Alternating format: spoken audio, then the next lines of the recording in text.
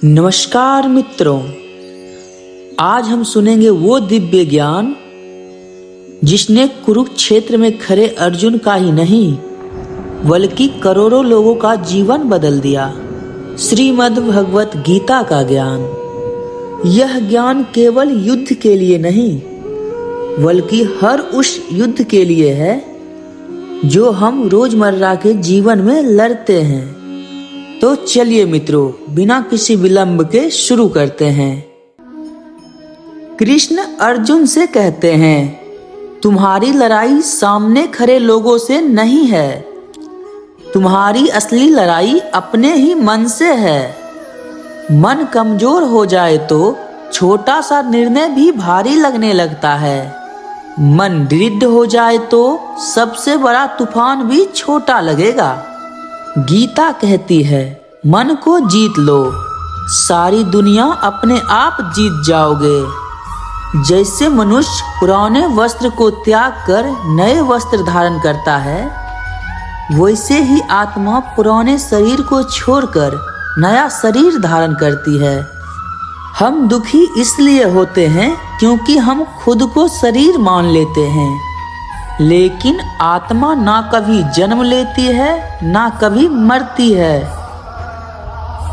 सच्चा साहस तब आता है जब यह समझ मन में पक्की हो जाती है, बिना कर्म के जीवन असंभव है। सांस लेना, चलना, बोलना सब कर्म है और हर कर्म हमारे जीवन की दिशा तय करता है।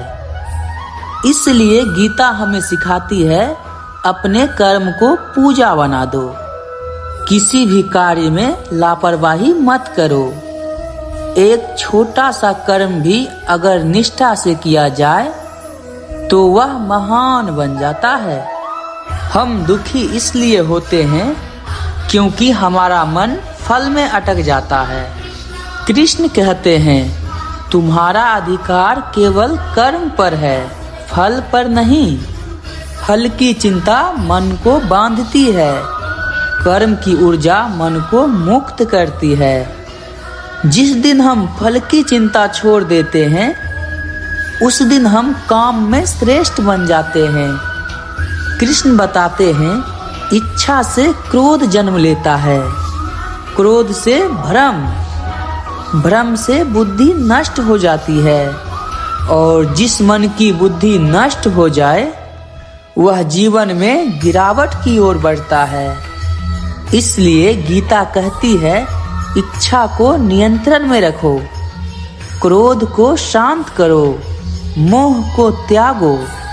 यही जीवन में स्थिरता लाता है। योग का मतलब सिर्फ आसन नहीं, योग है मन, बुद्धि और कर्म का संतुलन।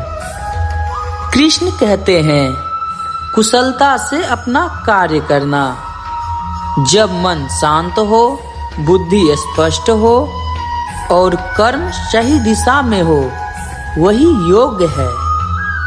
कृष्ण अर्जुन से कहते हैं, मैं इस ब्रह्मांड का कारण भी हूँ और परिणाम भी। जो कुछ तुम देखते हो, जो कुछ तुम सुनते हो और जो कुछ तुम महसूस करते हो, सब मेरा ही अंश है। जब हम हर चीज में भगवान को देखते हैं, तब मन में ईर्ष्या, घृणा, दुख सब कम होने लगता है और मन दयालु बन जाता है। भक्ति का अर्थ केवल पूजा पाठ नहीं, भक्ति का अर्थ अपने मन का बोझ प्रभु को सौंप देना। श्री कृष्ण कहते हैं, जो प्रेम से मुझको याद करता है, मैं सदैव उसके साथ हूँ। भक्ति मन को हल्का करती है, चिंता को मिटाती है और जीवन में आनंद लाती है। कृष्ण बताते हैं, हर व्यक्ति का अपना धर्म होता है। धर्म का अर्थ जाति या प्रथा नहीं, धर्म का अर्थ अपने कर्तव्य को सही ढंग से निभाना। सही काम करना कठिन होता है, लेकिन गीता कहती है, साहस रखो, अपने धर्म पर अटल रहो। यही तुम्हें विजय दिलाएगा। गीता के अंत में कृष्ण कहते हैं, सब चिंताएं, सब बोझ, सब डर मुझ पर छोड़ दो। जब मन ईश्वर में टिक जाता है, जीवन से दुख, डर, भ्रम सब गायब हो जाते हैं और यही है अंतिम मुक्ति। यदि गीता के इस रहस्यों को अपने जीवन में उतार लें तो हमारा जीवन शक्ति, संतुलन, शांति से भर जाता है। कर्म करो, सत्य पर रहो और ईश्वर पर विश्वास रखो। जीवन आसान हो जाएगा। अगर यह विचार आपको अच्छा लगा तो इसे जरूर शेयर करें और दूसरों तक पहुंचाएं। जय श्री कृष्णा।